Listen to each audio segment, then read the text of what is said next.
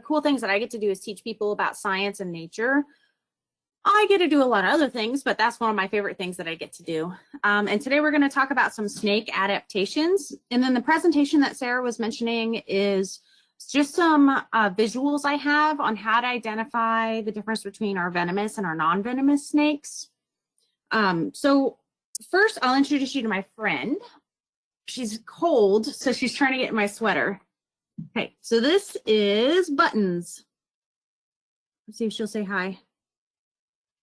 So Buttons is a corn snake. We do not have corn snakes that live in Missouri. Buttons is one of our ambassador animals that we have here at Noster State Park. We have several, and she was donated from a reptile rescue, and she's lived in captivity her entire life.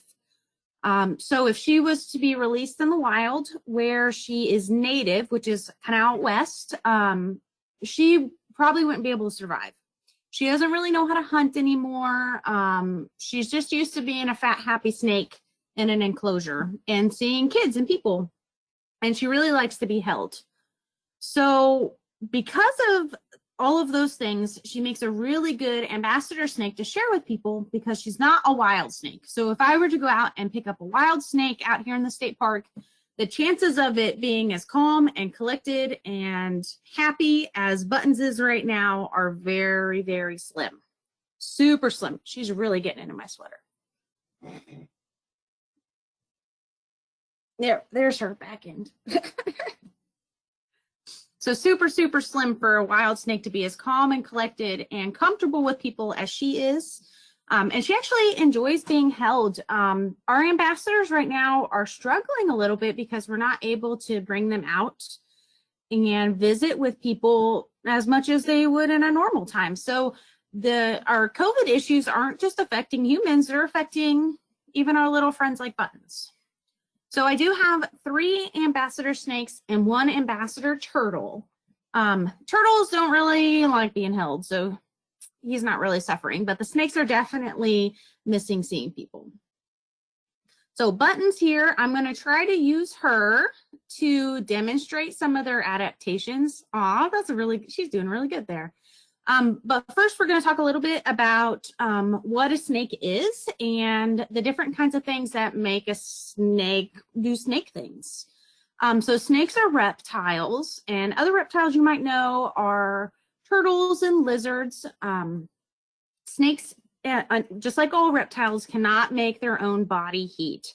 So I know I talked about Buttons being chilly. So this time of day, she would be basking under her heat lamp in her enclosure, and she would just sit there and that heat lamp would just warm up her skin. So she is an exotherm, and that means that she can't make her own body heat, and so she has to get her body heat from things outside. So because she's not under her heat lamp, she's trying to get in my sweater and stay warm because she can't make her own body heat. We people, as mammals, we are endotherms.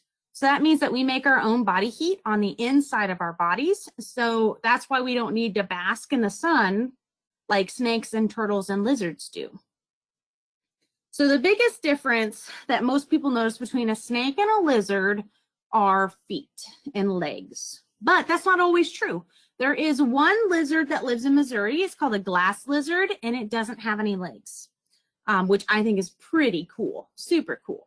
So there's a couple of other differences between a snake and a lizard, if I can get Buttons to cooperate. So snakes can't, they don't have eyeballs that move around like ours do.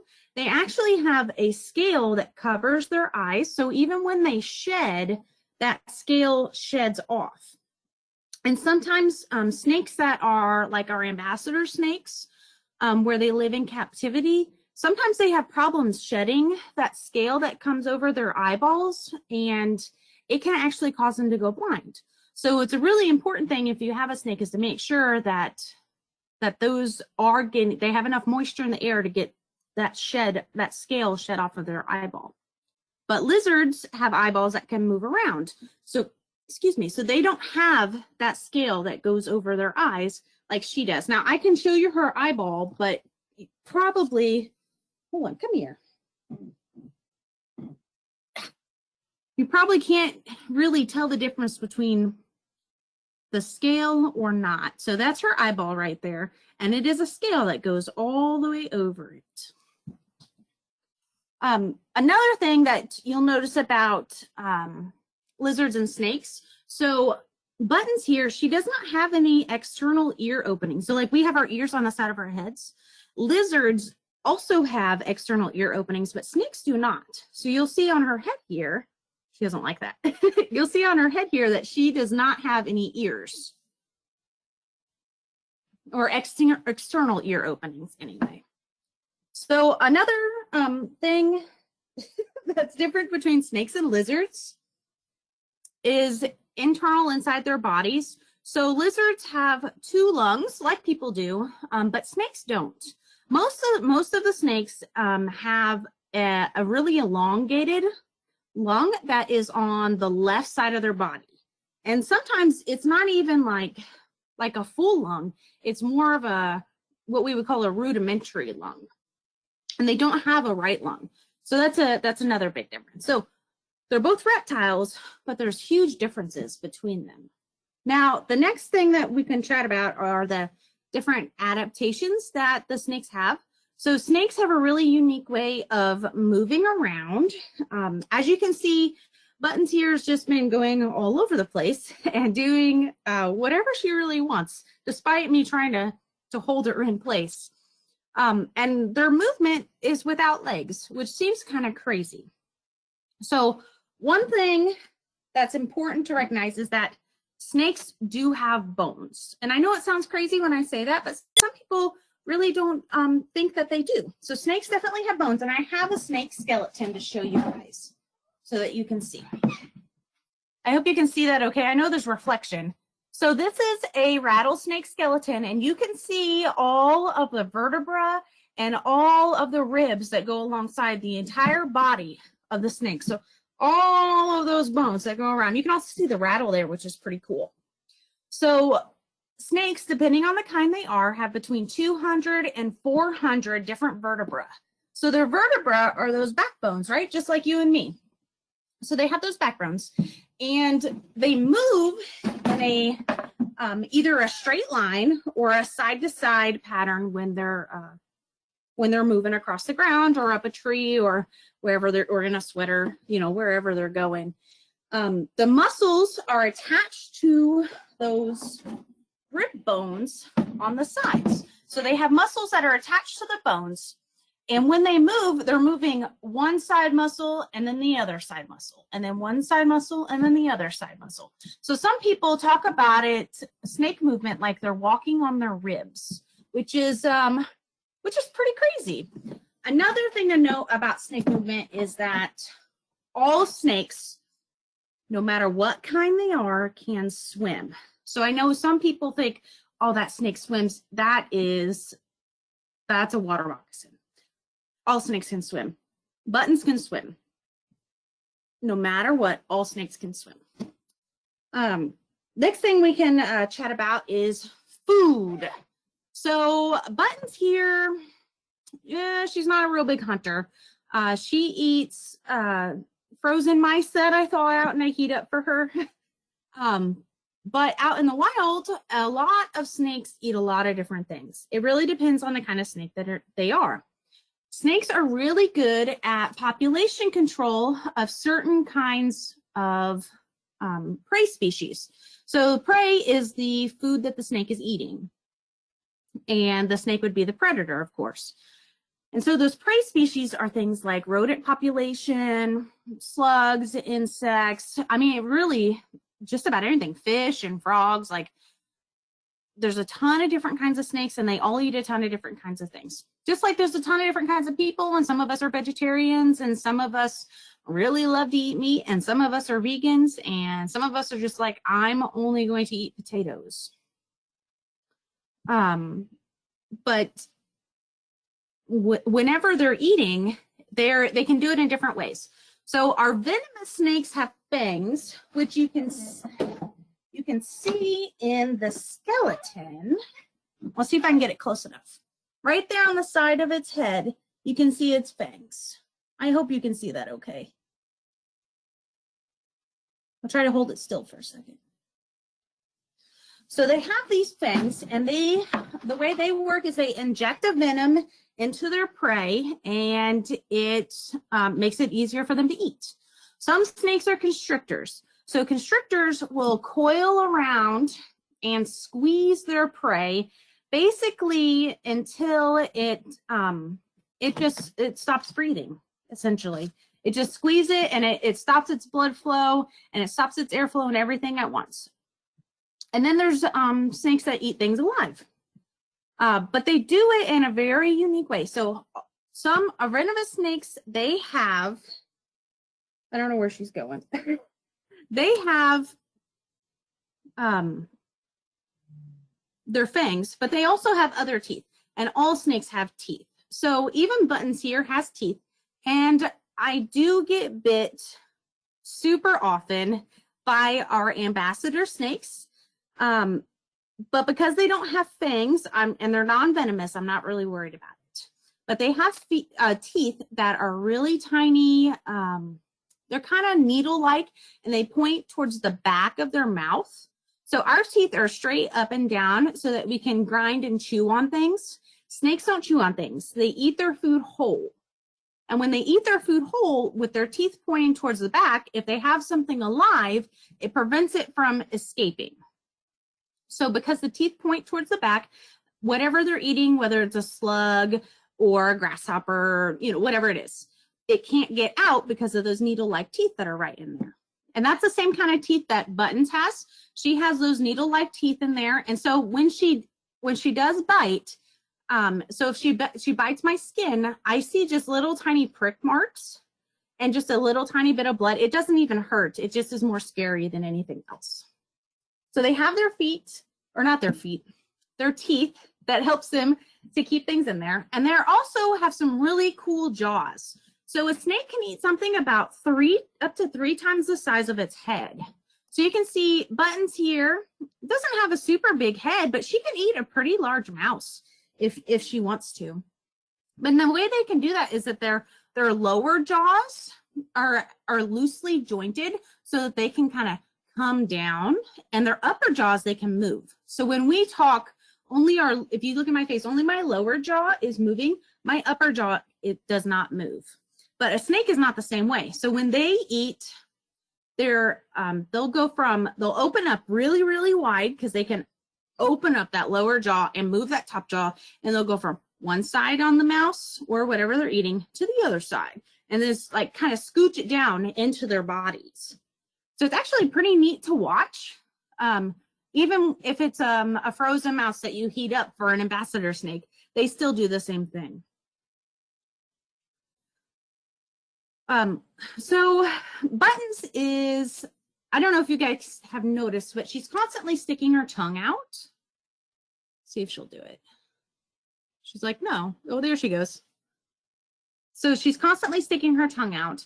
And a lot of people get kind of scared about snakes in general, but because they stick their tongues out all the time, but it's really, it's harmless. There's nothing that it can do to you. So what the snake is doing is she's sticking out her two-pronged tongue.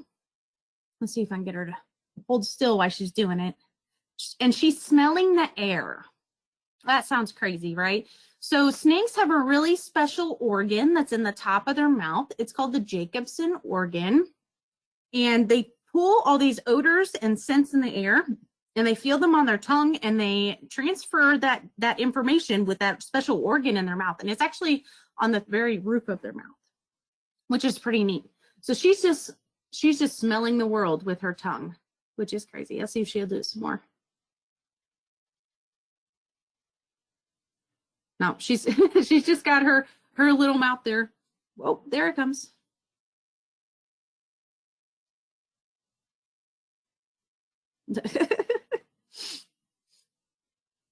Another really neat adaptation that snakes have is how they grow.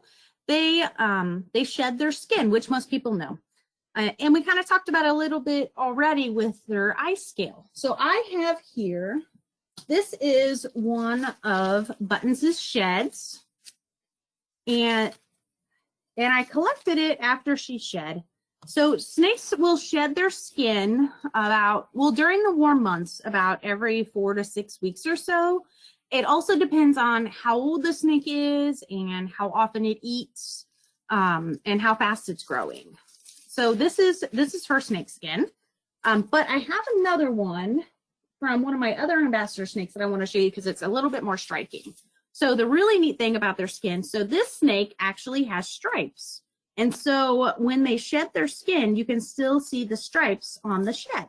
So sometimes that can help you to identify what kind of snake shed the skin.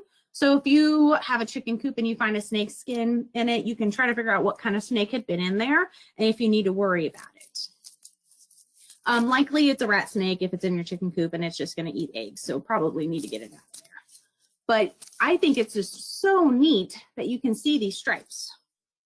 This one, I also was able to keep the head intact, which is pretty rare for a snake skin. So I'll show it up here because you can see that eye scale, hopefully. So this is from one of our other ambassador snakes. And those little circles, this is from his head. And you can see where it's the eye scale that he had shed. That's from the same striped one that I just had.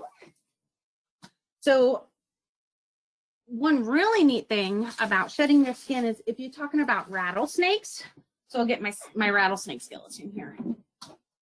So they have their rattles on the, I'm sorry for the reflection, guys. Their rattles on the end of their tail there. And every time they shed their skin, let's see if I can get it up here. That rattle will add another rattle to it. So it'll get bigger and bigger and bigger, which sounds really cool. And you would think, well, then I can figure out how old this rattlesnake is. Unfortunately, the rattles fall off when they get old. So you can't, it's not like tree rings. So you can't tell how old the snake is, but it's still pretty neat to see them get bigger and bigger and bigger. But once they just get so big, they just fall off. Yeah, so snakes come out of there. So snakes reproduce just like everything else.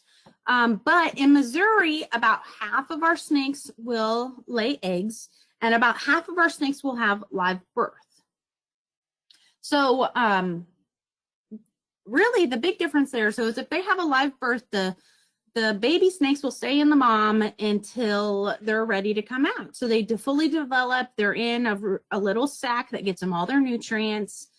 And when they're born, they're ready to go. But when a snake lays eggs, those snakes sit in the eggs and develop within them.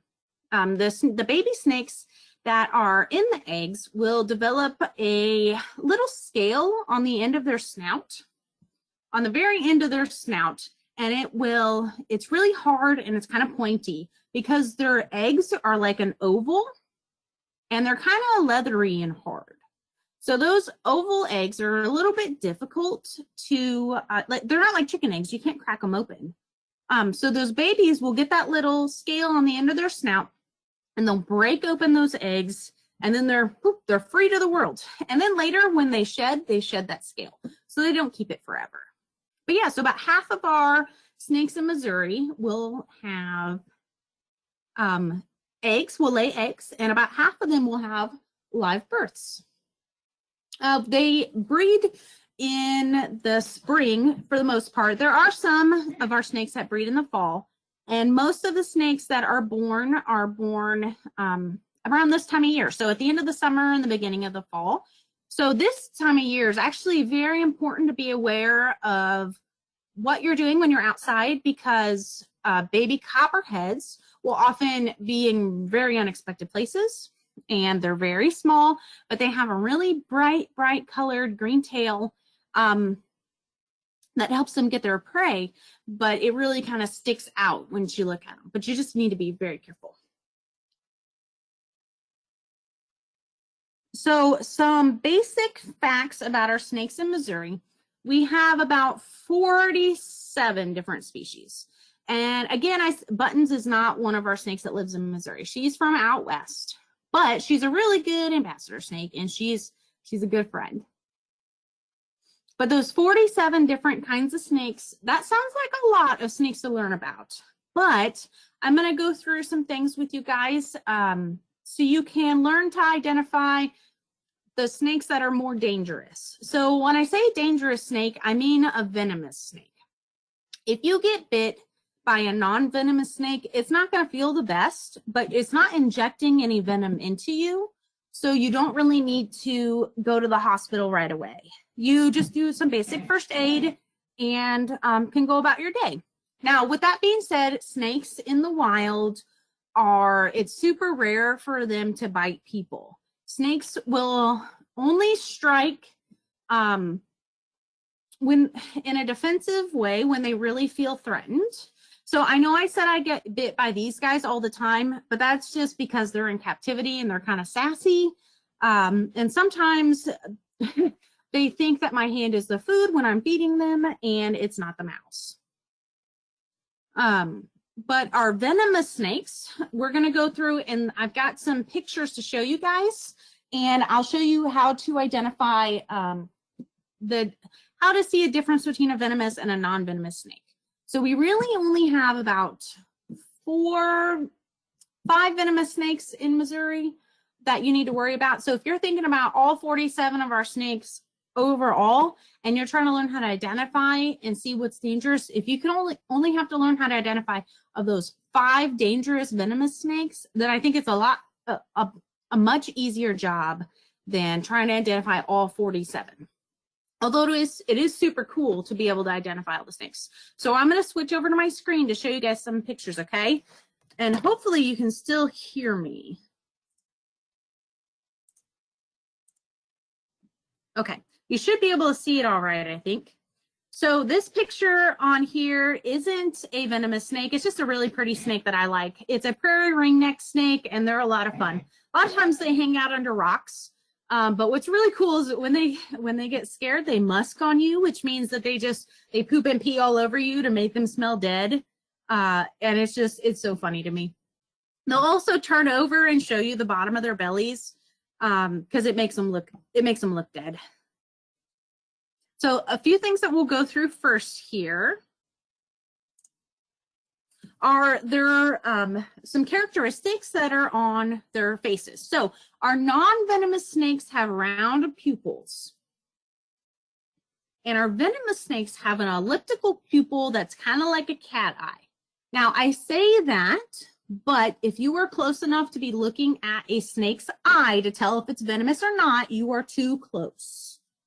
So don't go up and lay down next to a snake if you don't know what it is. But it is a different characteristic. Now, our venomous snakes in Missouri are called pit vipers. They're a kind of snake. So that means that they have a pit on their face. So right here, oh, I don't know if you can see it. Okay, so right next to their eye and to the left is a little hole, and it's called a facial pit. Now, our non-venomous snakes don't have that. They both have nostrils, and then so our venomous snakes, just behind their nostril and right next to their eye is their facial pit. And of course, we already talked about our venomous snakes have fangs so that they can inject their venom. One neat thing I'll show you about this picture is it still also has the little tiny teeth, the needle-like teeth that both of those snakes have. So you can see it in both the venomous and the non-venomous snake. And I'll show you these details a little bit more on buttons here when I switch over. So another key identifier is the scales on the underside of their tails. Our non-venomous snakes have 2 rows of scales behind their cloaca. So a cloaca is a really strange word, but it is a special opening that snakes have, and that's where they excrete it's called urea. So it's like a mixture of their feces and their urine and some scents and things like that. So they excrete it there, but it's also the same place where they would birth their babies if they had live babies or lay their eggs. Our venomous snakes, instead of having those 2 double rows of scales there, they only have a single row. And this picture even has the diagram on the bottom even has where that's a rattle for a rattlesnake is what I'm trying to say. So again, I said that we have 5 different kinds. Sorry, guys. We have 5 different kinds of venomous snakes to worry about in Missouri. And the most venomous snake we have, and the one that we see around Noster, Warrensburg, in our area here, is the copperhead. So copperheads, they kind of stick out. They really do. And in this picture, you can see that elliptical eye, that cat eye on this snake. That's a pretty good picture of it. But the best way to identify this copperhead is the markings that are on its body. So if you look at the side of its body, some people say it looks like a Hershey's Kiss. So those dark markers, they look like a tiny little Hershey's Kiss on the side of it. And on the opposite side, it's the same way.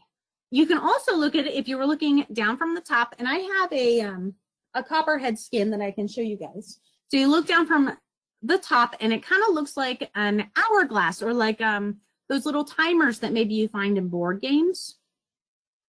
But it's a dark brown and a light brown that alternates. So that's our copperhead. Our next venomous snake is our cottonmouth. Now, cottonmouths are usually more southern Missouri, but they can be seen as far as up here.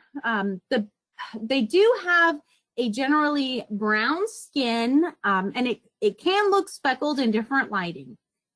And you can see in this picture the cat eye on this cottonmouth. But it's called a cottonmouth because its mouth is completely white on the inside. Look how bright that is. It's crazy bright. A cottonmouth and a water moccasin are the same snake.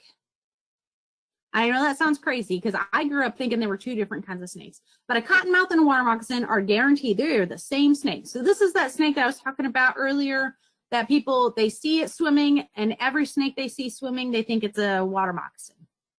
But again, remember, every snake can swim. But our cottonmouths are venomous. So these are the guys that we have to watch out for. All right, we'll go on to the next one. So the next 3 are easy peasy compared to these 2 because they're rattlesnakes. Our most common rattlesnake in Missouri is our timber rattlesnake. Now, I haven't seen one in this area in a long time, but that doesn't mean they're not here. So our timber rattlesnake, well, one, he's got a rattle. And a lot of time our rattlesnakes will shake their rattle as a warning. And then they'll kind of stand up and as another warning before they strike. They'll stand up their heads and kind of prostrate themselves. The best way to tell if it's a rattlesnake is, does it have a rattle? Which is also a little bit tricky because we have a lot of non-venomous snakes that will pretend they have a rattle. So they'll shake their tails in a bunch of leaves and make it seem like there's a rattle on there. But they're just tricking you to make you think they're dangerous. So our timber rattlesnake, as you can see down his back, has a brown stripe, a brown reddish orange stripe. And then you can see these kind of hatchet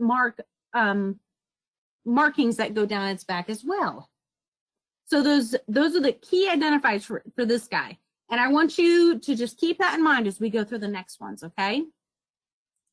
So this is a different kind of rattlesnake. This is a Masuga rattlesnake. You are not super likely to see this rattlesnake. This is an endangered species.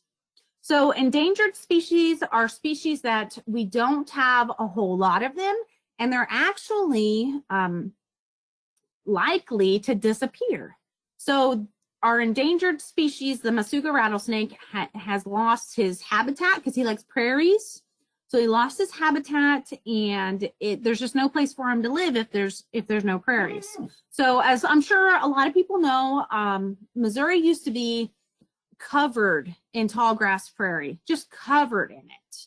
And of course, as it got settled out more and more by people, we eliminated those prairies and we built buildings and parking lots and all sorts of things. So we just inhabited the area and took them away. But because of that, a lot of species are in decline, which means there's not a lot of them. And the Masuga rattlesnake is definitely one of them. So to identify him, he looks a little bit different from the timber rattlesnake. You can see he doesn't have that stripe, and he's got more of little kind of like circle type spots on him. But again, he's a rattlesnake. So you'll be able to see or hear that rattle. So our next one is a pygmy rattlesnake. So this rattlesnake, you can see he looks a lot like a timber rattlesnake. He's still got that brownish orange stripe that goes down his back, and he's got those dark markings that go along right with it. And of course, he's a rattlesnake. But the biggest difference is a pygmy rattlesnake is a little guy. It's in his name. So pygmy means small. So he's just really a smaller version of the timber rattlesnake. So on this, I do have some links, or you can Google it. There is a downloadable field guide from the Department of Conservation that is pretty good. So you can just Google it and you can find it. You can say Missouri Department of Conservation Snake Field Guide and you can find it. But also, if you were trying to learn how to identify things, the Department of Conservation's Discover Nature Field Guide, and you can just Google that too, is an awesome resource. It has descriptions of so many different things. You can look up flowers, you can look up insects and mushrooms and snakes and whatever you want to learn about. They have pictures and descriptions and cool facts about them and just some really neat stuff. So I just want to put that out there for you guys. If you want some more information on, or you're trying to figure out a snake you took a picture of, whatever it is, you can find it on there, and it's a really good resource for our area in Missouri. Okay, so see if I can get this to.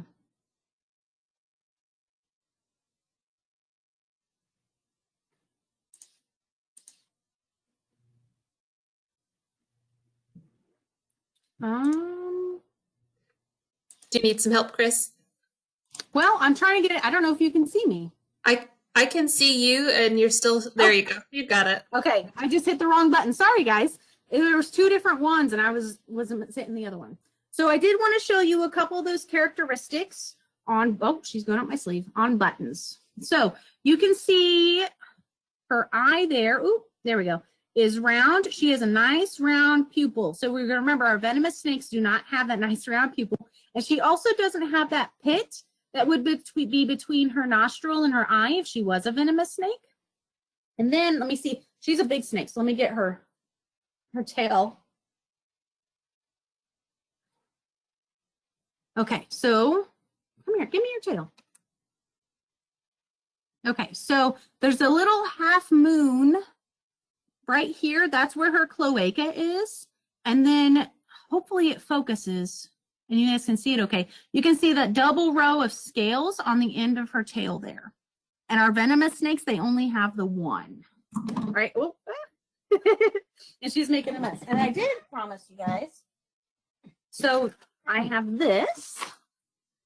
This is a it's a dried and preserved copperhead skin, pretty much. Oh, there's a really good one. So if you're looking at a copperhead from the top, let me see here. So it looks like an hourglass. So they alternate from the dark and the light.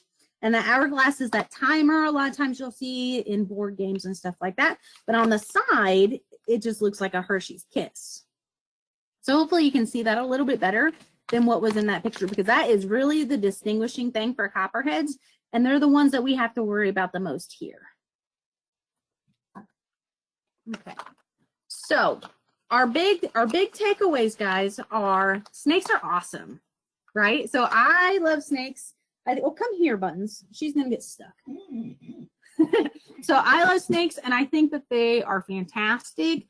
They do a really good job helping to control those pesky populations that if they weren't being ate by snakes, they would really just kind of take over. So if you think about snakes eating mice, and if they weren't to eat mice, how many mice would there be? There would be so many mice, we wouldn't even be able to handle it. They're really good for our environment. And also you should know that snakes are actually protected in Missouri. So it can be kind of tricky. So all snakes are protected, which means that they should not be killed at all. But there is a little bit of an exception there. So if you are in danger from a venomous snake that is going to hurt you or your family, then you're allowed to defend yourself. But in a general sense, all snakes are protected and we should just let them be. Now, what do you do if you come across a snake in the wild? So let's say you are working at your house, maybe in the garden, or you're outside playing and you find a snake. What do? Well, first off, just leave it alone. The snake's just going to be a buddy. It's probably a garter snake or something like that, or a rat snake, and they've got a job to do. Garter snakes eat tons of slugs, and they're really great if you have flower beds and garden beds. And rat snakes, of course, they eat a lot of rats, and then they also eat different kinds of bird eggs and things.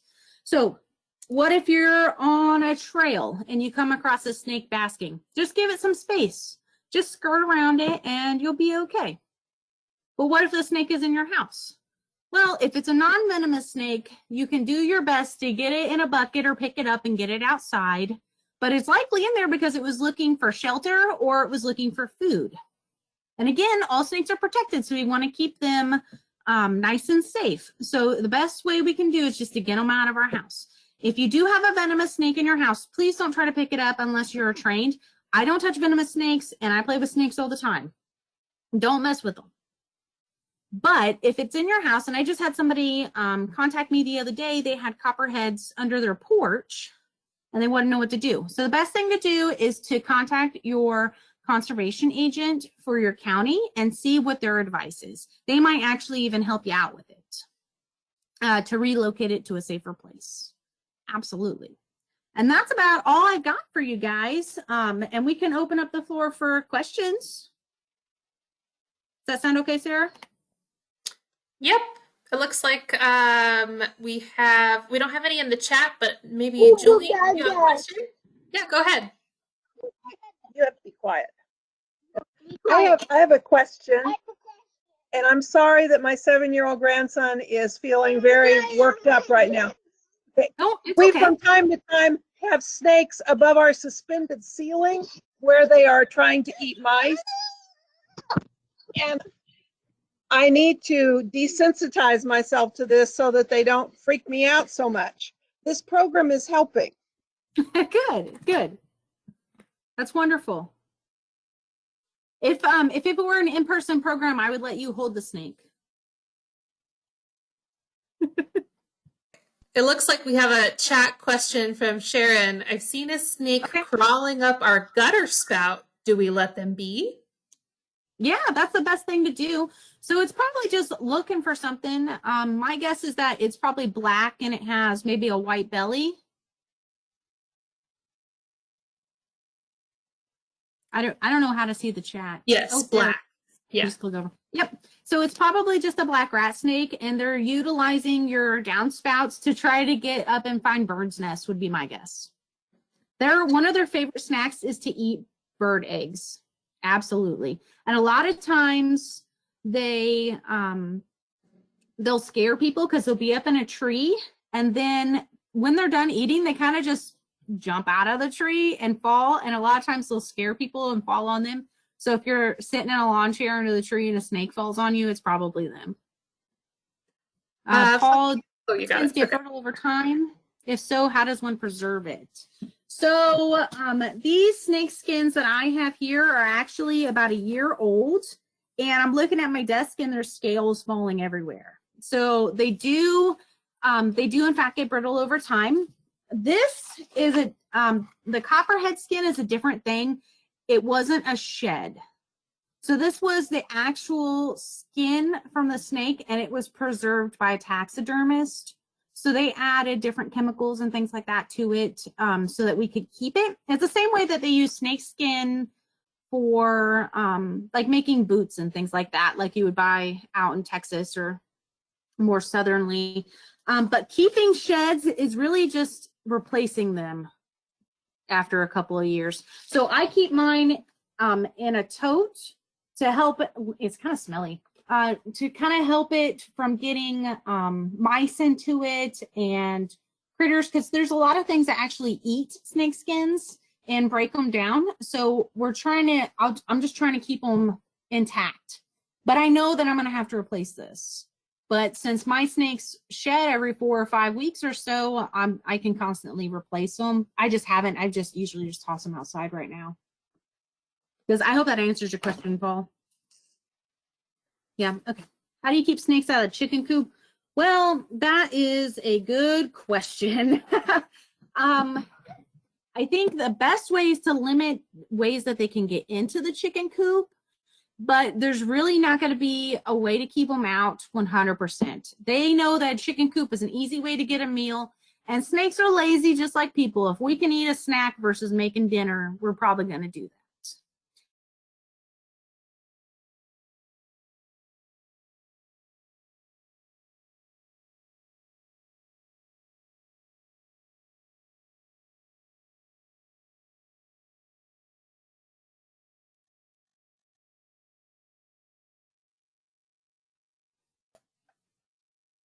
Oh, Are we frozen? We having some connection issues?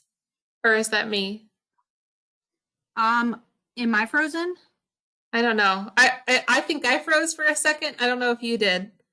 I don't think so, but it's likely for me to have connection issues at the park. Okay. It looks like did you answer Fisher already?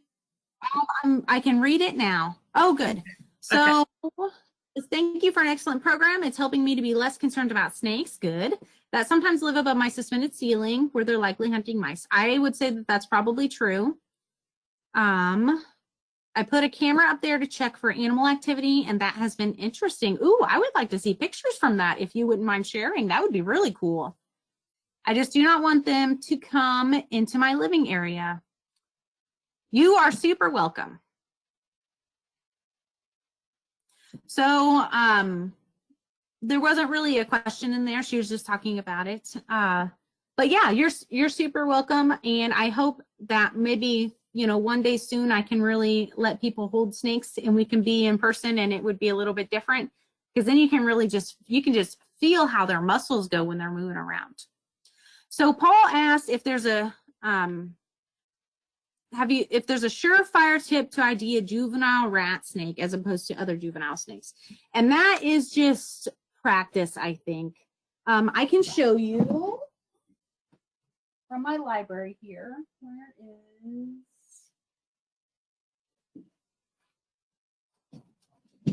this book, which I'm sure you have, Paul? Yeah, it's the Amphibians and Reptiles of Missouri. It has a picture of a juvenile rat snake in it. Okay, so on the black rat, so it's page 269 on it. So it has the black rat snake, of course, which is probably the snake that was crawling up. I can't remember who it was, their downspout.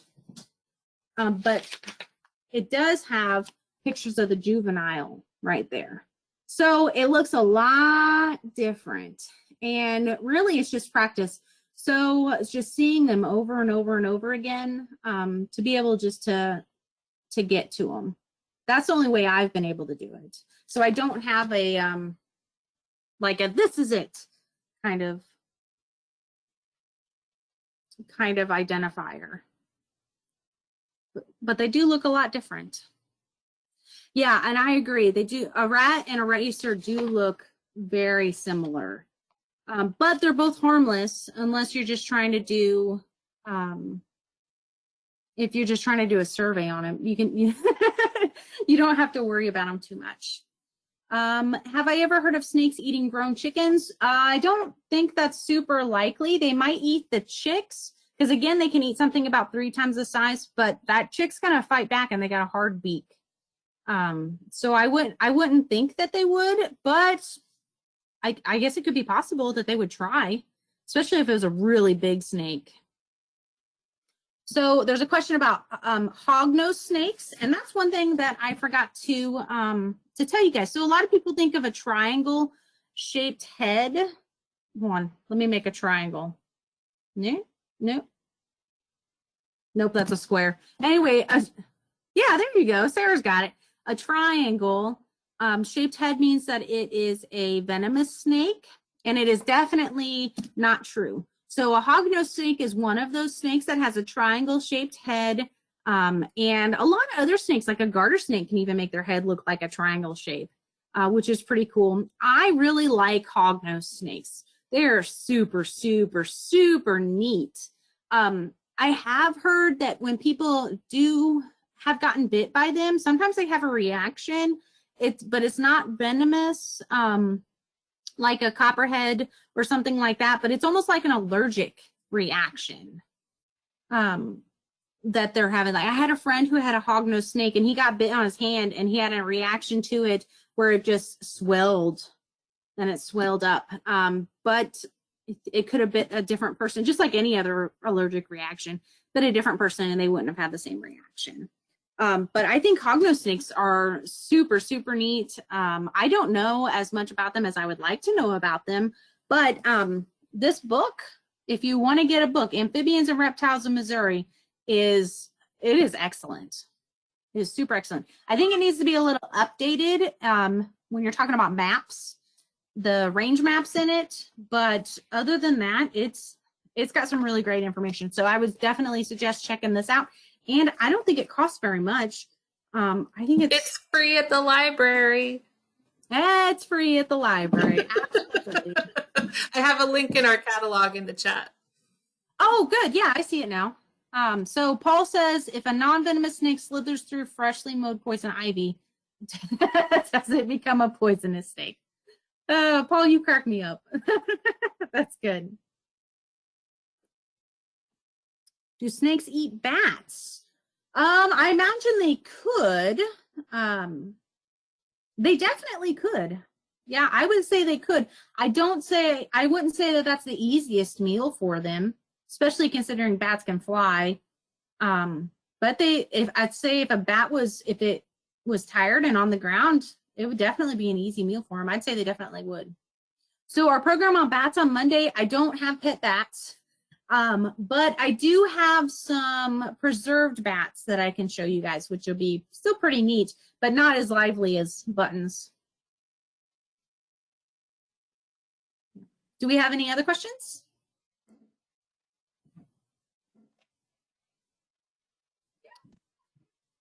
Doesn't look like it. She's warming up. Just for anyone joining us later or I guess just joining us in general, if you want to watch any other part of this program again, I'm going to be uploading this to our Trails Regional Library YouTube channel. So you can go back and look at Buttons and get all of the information that Chris has shared, the presentation. So it will be accessible to you that way as well. And once things are getting more back to normal and the nature center is open at the parks, you can see Buttons anytime the nature center will be open. Her enclosure is out in the museum space and along with our other ambassador snakes. And you can watch her bask if you want. And if you want to see her eat, I can even let you know when I do that, so that you can see that. But once the nature center is open, she'll be happy to see you.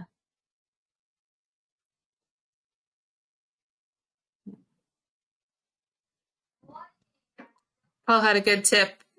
He's been here for quite a while and he hasn't encountered a venomous snake yet, so don't be too scared. Super lucky. And knowledge is power, so now you have some tools in your tool belt to identify them as well. I think this has been a great informative program. I learned a lot. I certainly didn't know that much about snakes. I really appreciate you taking the time to do this for us, Chris.